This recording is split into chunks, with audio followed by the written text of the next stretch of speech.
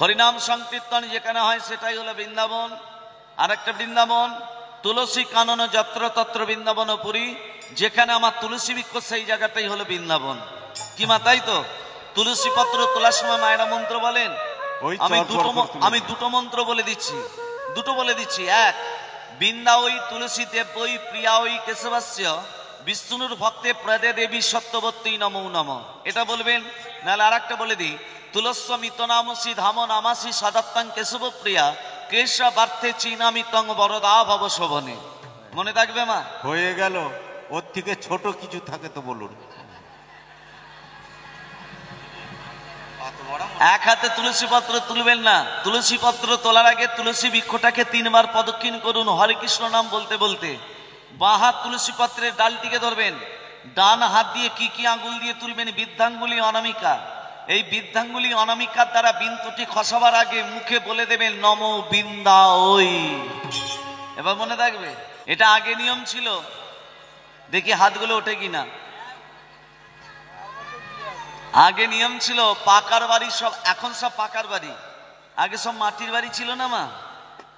মাটির বাড়ি যখন ঘরটা ছেয়ে দিল তাকে কি বলে? যে ঘর ছায় তাকে বারুই মশাই বলে। বারুই বলে না? তো বারুই মশাই ঘরের গৃহিণীকে বললো, মা তোমার তো ঘর ছা হয়ে গেছে, তাহলে আমাকে 1 কুলা ধান দাও, আমি মুটকিতে উঠে যাই। মুটকি মানে চালের মাথাতে। আমি ওই মাথা থেকে, চালের মাথা থেকে 3 মুঠো ধান তোমার আঁচলে ফেলবো, তুমি তলায় আঁচল পেতে দাঁড়াবে। আমি বলবো কি পরে? ওপর থেকে আমি বলবো কি পরে? তুমি আঁচলটা তলায় পেতে বলবে মানিক পরে। আবার বলবো কি পরে? তুমি তলায় আঁচল পেতে বলবে মানিক পরে। আবার আমি 3 মুঠো ধান ফেলবো, আবার 3য় মুষ্টি ধান যখন তোমার আঁচলে ফেলবো আমি বলবো কি পরে? তুমি বলবে মানিক পরে। তাহলে দেখবে মা তোমার ঘরে কোনোদিন অমঙ্গল আসবে না। এটাকে বলে মানিক না মানো। এটা আগে প্রথা ছিল। এখন সব পাকার বাড়ি হয়ে যাচ্ছে, ব্রাহ্মণরা ঈশান কোণে সোনা দিয়ে দিচ্ছে, সোনা মাটিতে গেড়ে দিচ্ছে। কিন্তু ঘরের গৃহিণী কি করেছে? 1 কুলা ধান বারুই মশাইকে দিয়ে দিয়েছে। বারুই মশাই 1 কুলা ধান নিয়ে মুটকিতে উঠে গেছে। এবার মুটকিতে উঠে গিয়ে ওপর থেকে বলছে, ওমা আঁচল পাতো তলায়। গৃহিণী আঁচলটা পেতেছে। ওমা কি পরে? বলবে তো মানিক পরে, চুপ করে আছো কেন? ওমা বলো কি পরে? জোরে বলবে, আমি শুনতে পাচ্ছি না। ওমা কি পরে? কি করে বলবে মানিক পরে? তার স্বামীর নাম তো মানিক। পাপ হয়ে যাবে না? এই আপনাদিকে আপনাদিকে একটু 2 হাত তুলে বলতে বলছি, আপনারা দিচ্ছেন না? না দিচ্ছেন তবু হাত তুলে তালি দিতে হবে। এ কি বলছে? ওমা বলবে তো বলো, না আমি নিচে নেমে যাচ্ছি। ওমা কি পরে? তার স্বামীর নাম মানিক বলছে না, ওমা কি পরে বলো। দেখছে বারুই মশাই রেগে গেছে, তখন বলছে আরেকবার বলুন। বলবো এটাই শেষ? বলে হ্যাঁ আর একবার বলুন। ওমা কি পরে? ছেলের নাম ছিল খ্যাপা, বলছে খ্যাপার বাপ পরে। তাহলে মানিক নামলো, ওই খ্যাপার বাপই পড়লো। এই হরিনাম যোগে যারা হাত তুলে দিচ্ছ না তাদের খ্যাপার বাপ করার মতো হবে। জানা মুখ যে না দেবে হরি বল, যে না হাত তুলে দেবে হরি বল, ঘরে গিয়ে হবে স্বামীর সঙ্গে গন্ডগোল। হরি বল হরি বল। রাধে রাধে। না না আর ঠকাবো না, এবার লীলার ভেতরে যাচ্ছি। হরে কৃষ্ণ। লীলাটি কি তত্ত্ব কথাগুলো বলেছি মনে আছে? আম পাতা, এর পরের বছর থেকে আমি অনুরোধ করব সারি সারি ভাবে যেন আম পাতা দেওয়া হয়। আম পাতা দিতে হয় কেন? আম্র শাখা যে কোনো পূজাতে লাগে কেন? এটা হলো প্রথম তত্ত্ব। দ্বিতীয় তত্ত্ব, কৃষ্ণের কটা হাত? 4টে হাত। আমরা দেখছি কৃষ্ণের 2টো হাত, আর 2টো হাত গেল কোথায়? তৃতীয় তত্ত্ব, 6টা ছেলেকে মহারাজ কংস আছড়ে আছড়ে মারলো, তাদের নাম কি? তাদের বাবা মায়ের নাম কি? তারপরের তত্ত্ব কি বলেছিলাম? হনুমান গন্ধমাদন পর্বতে ঔষধ আনতে গেছিল, 4টে ঔষধ। কি নাম? শুধু বিশল্যকরণী জানি, আর 3টে জানি না। সেই 3টে ঔষধের নাম কি? আর 3টে। আরো তত্ত্ব, 1 স্তন রমণী কাকে বলে? কোন রমণীর একটি মাত্র স্তন? একজন নেই, 2জন আছে। রাবণের স্ত্রী মঞ্জুরি এবং বালির স্ত্রী তারা, এরা দুজনে 1 স্তন রমণী হলো কি করে? আরো তত্ত্ব আছে, রাধারানীকে মা বলে না কেন? রাধারানীকে কেন বলে কৃষ্ণ কলঙ্কিনী রাধা? রাধারানীর সঙ্গে বিয়ে হয়েছিল আয়ন ঘোষ। পূর্বে কে ছিল? মালা বদল যখন হয়, রাধে রাধে, এই যে আগে মালাটা কে দেয়, বর না কনে? কনেকে কেন আগে মালা বদল করতে হয় এ তত্ত্ব আস্বাদন করবো শুধু। হ্যাঁ গো,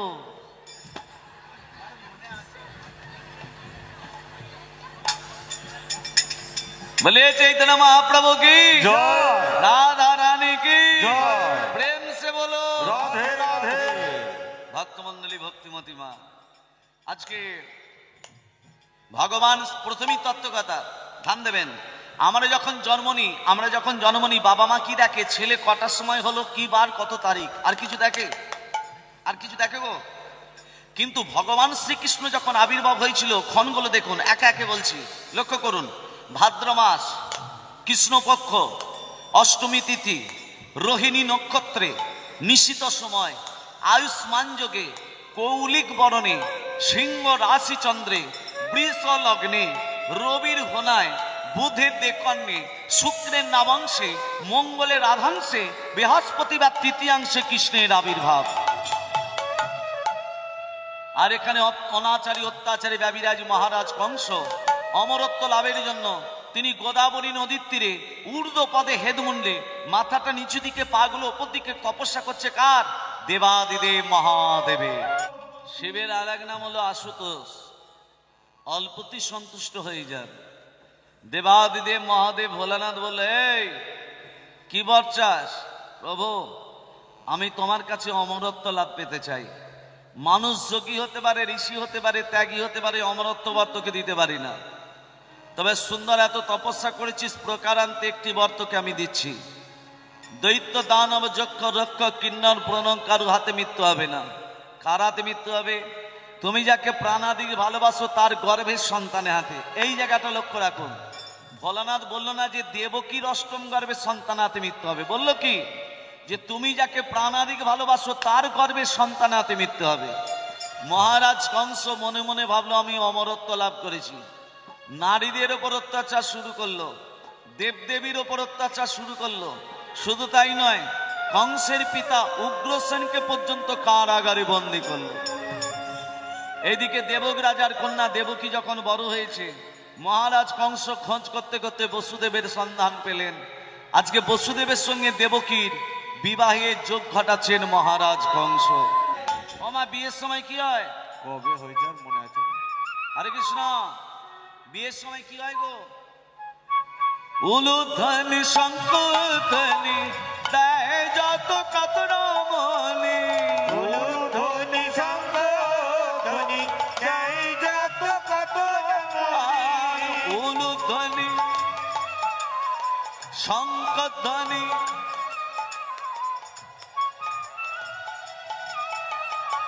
শঙ্খধ্বনি শুনতে পাচ্ছি না ধ্বনি। রাধে রাধে। আরে রাসলীলা হবে তো, শঙ্করধ্বনি শাঁখ চাই না, ফুল চাই, শাঁখ চাই, রাসলীলা হবে না। হরে কৃষ্ণ। মায়েরা যদি উলুধ্বনি দেয় বাবারা কি করবে? তবে বাবারা যেন উলুধ্বনি দিতে যাবেন না, তাহলে লজ্জায় পড়ে যাবেন। বিবাহ কার্য সম্পন্ন করে দেবকী বসুদেবকে রথের উপরে বসিয়ে নিজের রথের সারথি হয়ে মথুরা থেকে ব্রজধামে পৌঁছে দিতে যাচ্ছেন মহারাজ কংস। হরে কৃষ্ণ। মাঝ রাস্তাতে কংস বাধা পেলে নিয়তির কাছে। নিয়তি দৈববাণী করে বলছে, কংস, যে আনন্দের হাট বসিয়েছ, যে আনন্দেতে মেতে উঠেছ, তুমি কি জানো সেই আনন্দে একদিন নিরানন্দে পরিণত হবে? নিয়তি, আমি দেবকী বসুদেবের বিবাহ দিয়েছি, সর্বপ্রজার মুখে আমার জয়ধ্বনি শুনেছি, সহ্য করতে পারছিস না তুই? নিয়তি কোনোদিনই মিথ্যা কথা বলে না কংস। ওই দেবকীর অষ্টম গর্ভে সন্তানের হাতে তোমার মৃত্যু হবে। মিথ্যা করে দেব তোর কথা। দেবকী রথের উপরে বসেছিল মা, দেবকীর কেশাকর্ষণ চুলের মুঠি ধরে রথ থেকে টানতে টানতে নিজের তরবারিটাকে বার করে বলছে, ওরে নিয়তি, আমি তোকে দেখতে পাচ্ছি না, তুই আমায় দেখতে পাচ্ছিস। এই দেবকীর অষ্টম গর্ভে সন্তানের হাতে মৃত্যু হওয়ার আগে আমি দেবকীকে আমি হত্যা করব। তরবারিটাকে বার করে যখনই দেবকীকে মারতে যাবে বাধা দিলেন বসুদেব মহারাজ, কিছুক্ষণ আগে দেবকী আপনার ভগ্নী ছিল, এখন আমার স্ত্রী। মহারাজ, যে হাতে আপনি মহাবীরকে মেরেছেন, যে হাতে আপনি মহা অসুরকে বধ করেছেন, সেই হাতে অবলা নারী দেবকীকে আপনি মারবেন না মহারাজ। আমি বিষ্ণু ভক্ত, আমি নারায়ণের ভক্ত, আমি আপনাকে কথা দিলাম অপরাধী দেবকী নয়, অপরাধী অষ্টম গর্ভের সন্তান। আমি কথা দিলাম ওই অষ্টম গর্ভের সন্তান আমি আপনার হাতে তুলে দেব। বসুদেব, অষ্টম গর্ভের সন্তান অষ্টম গর্ভে না গিয়ে যদি প্রথম গর্ভে যায়, আমি সেই সন্তানও তুলে দেব।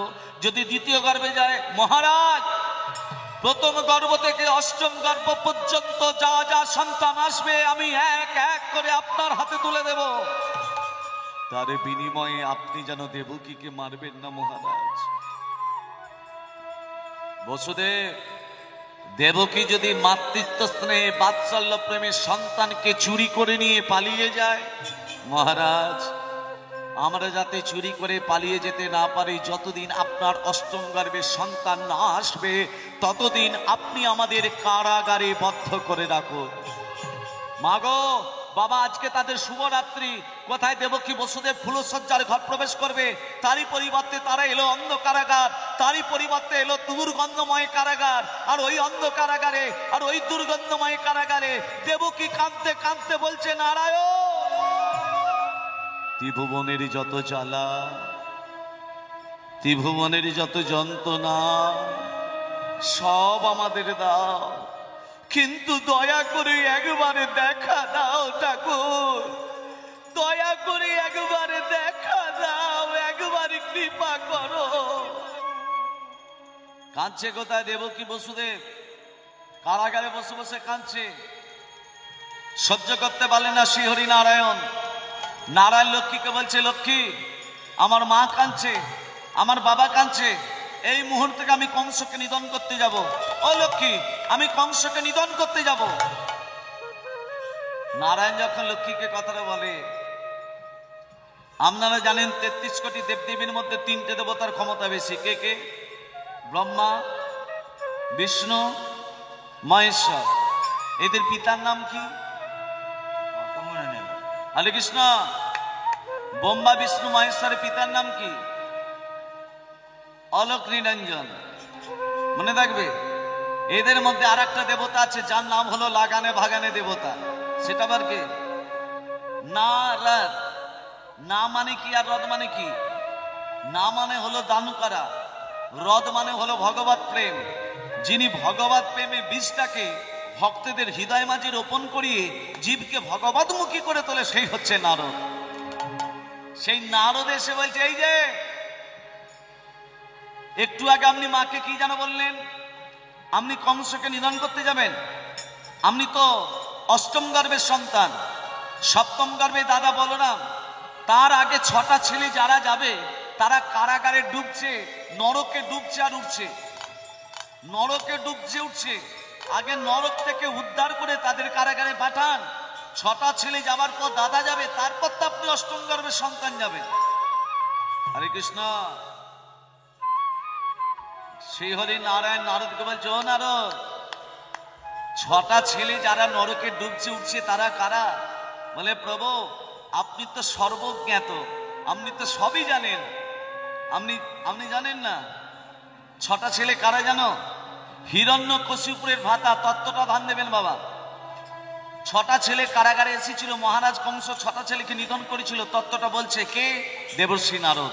কাকে বলছে? শ্রী হরি নারায়ণকে। বলে, শোনো প্রভু, হিরণ্যকশিপুরের ভ্রাতা হিরণ্যাক্ষের পুত্র কালনেমি, ওই কালনেমি 6টা সন্তান ছিল। কি কি নাম? জয়ন্ত, কৃত্রিমন্ত্র, উদারিধি, সুসেন, ভদ্রসেন, রিজু। কি কি নাম বললাম মা, মনে থাকবে? আবার বলছি, জয়ন্ত, কৃত্রিমন্ত্র, উদারিধি, সুসেন, ভদ্রসেন, রিজু।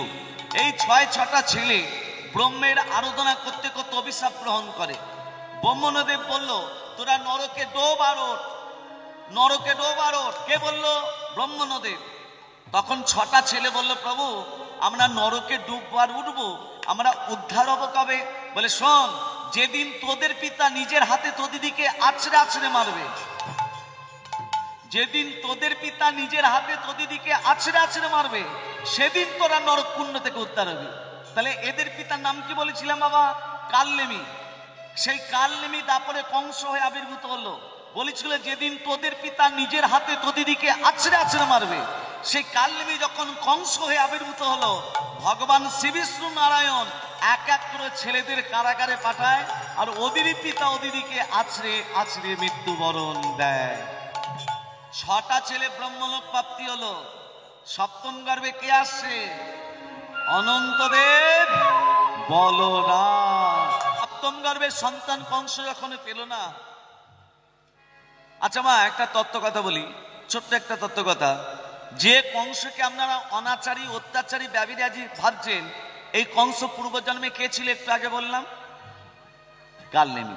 বেশ, কংসের অন্তরটা কেমন ছিল? কঠিন না নরম? কঠিন। কে বললো কঠিন? একটু হাত তুলে বলুন। বেশ, কেমন কঠিন আমি বলি। নারিকেল ফল ভাব সমন্বিতম, তত্ত্বটা ধ্যান দেবেন। কংসের অন্তরটা কেমন ছিল? আপনারা বলেছেন কঠিন, আমি উত্তরটা দিচ্ছি। নারিকেল ফল ভাব সমন্বিতম। নারিকেল ফল হাতে করে টিপে দেখুন, শক্ত না নরম? শক্ত। কংসের ওপরটা ছিল খুব শক্ত। এবার নারকেল ফলটাকে ছাড়িয়ে দিন, এবার হাতে করে টিপে দেখুন, আরো শক্ত। কংসের আর একটু ভেতরে যাও, আরো শক্ত। এবার নারকেলটাকে ফাটিয়ে দিন, ভেতরে যেমন নরম শীতল ভাইব্রেশন পাওয়া যায়, কংসের আর একটু ভেতরে যাও, একেবারে নরম নারকেল ফলের মতো। এবার তত্ত্বটা বলছি। কৃষ্ণ কেন কারাগারে আবির্ভূত হলো? এত জায়গা থাকতে তাকে কারাগারে আসতে হবে? কি গো বাবা, তিনি তো রাজপ্রাসাদে আবির্ভূত হতে পারতেন, কারাগারে কেন এলো? এই তত্ত্বটা বলতে গিয়ে কত তত্ত্ব জড়ো হবে। এবার দেখুন, এক এক করে বলছি। লীলাকে এখানে রেখে দিয়ে একটু তত্ত্বের ভেতরে যাচ্ছি। কি যায়নি তাই যারা আদেশাম, তত্ত্ব বলবো তো? বেশ, আমি তেতা যুগ থেকে তারপরে মিল খাওয়াবো, ধ্যান দেবেন। লক্ষণকে যখন শক্তিশালী বিদ্ধ করা হলো, সূর্য উদিত হলেই লক্ষণ মরে যাবে, মারা যাবে না? সূর্য উদিত হলেই লক্ষণ মারা যাবে। রামচন্দ্র লক্ষণকে কোলে নিয়ে বলছে, ভাই, এ ভাই, ভাই একবার দাদা বলে ডাক, এ ভাই একবার কথা বল। ও থোরে লক্ষণ, ভাই পদরে বস, তোর সোনার অঙ্গ কেন ধুলাতে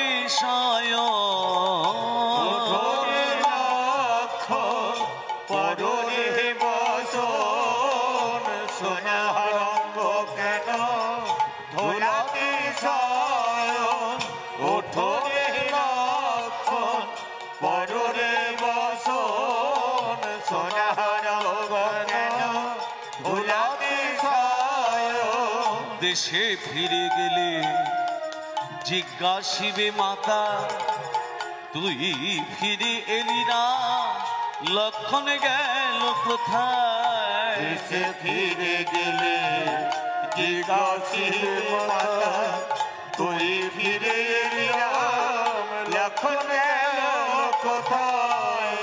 দেশে ফিরে গেলে জিজ্ঞাসিবে মাতা, তুই ফিরে এলি না, লক্ষণ গেল কোথায়? দেশে ফিরে গেলে জিজ্ঞাসিবে মাতা, তুই ফিরে এলি না, লক্ষণ গেল কোথায়? কি বলে বলিব, মায়ের সান্ত্বনা দিব, শুনে মায় আমার জুড়াবে জীবন।